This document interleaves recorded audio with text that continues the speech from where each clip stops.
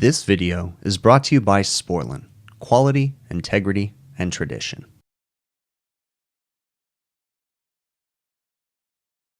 Happy Sunday night. It is, I don't know, 7 o'clock, 5 o'clock, somewhere in there. I lost track of time. We got an exhaust fan not working. It's raining outside. So they say it's pouring water in the building. It's not pouring. It's dripping down into the exhaust ducts. But this whole fan is trashed. Look at, I mean, everything's busted on it. That looks not good. Conduit's busted. Let's, switch is currently off. Let's get the top pulled off, see what's going on here. Well, before I even pull the top off, look at this. Follow the conduit down. That's broken. It's just raining inside of it. So I bet you this is all full of water. That's lovely. Let's open this box up and have a look in there. All right, got the cover off. Let's see what it looks like in here. And peel this off. Actually, not as bad as you think it would be. Wow, really not that bad at all. Huh. Yeah, that's not bad. I'd have thought that'd have been full of water. Go figure, huh?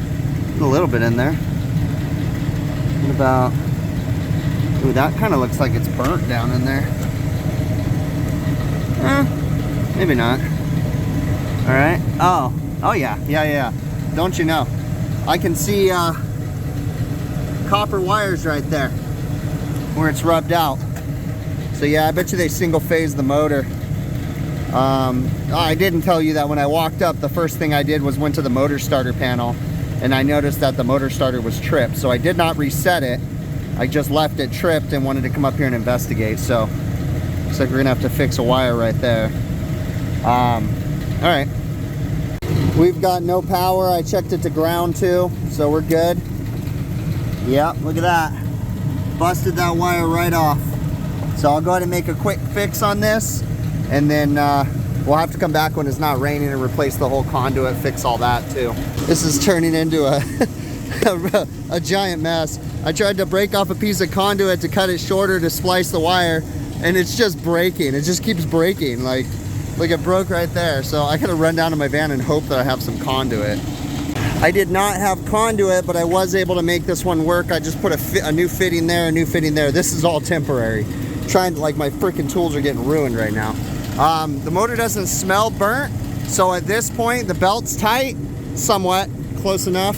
We're gonna run, put the lid back on, reset the motor starter, and hope it's going in the right direction. If not, we'll have to reverse it. This is all fun in the rain. I made sure I put the wire nuts so that way they weren't filling up with water. See what happens. Okay. Should be going clockwise, and it is. That's the right direction. So let's run it and see what happens.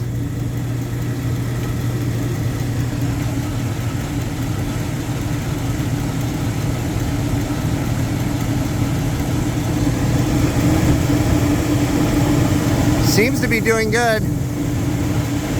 Everything seems okay. Let's put the lid on, protect it from the rain. Let's get a current on this guy. It shouldn't be more than like 3 amps maybe, be my guess. Oh man, you gotta love using this stuff in the rain, right? 2 amps, that doesn't seem bad. Let's make sure we've got current on all 3 legs.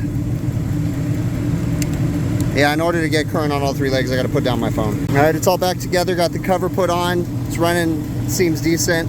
They need several exhaust fans. This one's all busted up too. They're complaining about water. Well, all the screw things are wallowed out, and same thing on this one. So we'll be coming back. This whole fan's trashed. We'll be sizing up these exhaust fans for replacement when it's not raining. So that's it for tonight. Well, I am back. Still kind of raining, but I think I got a little break, enough time to go through this exhaust fan. It looks a little different during the day when it's not raining, right? You can see my handiwork last night. I just put a new fitting here and a new fitting there, and just carefully bent the conduit to try to prevent it from breaking to get us through the night.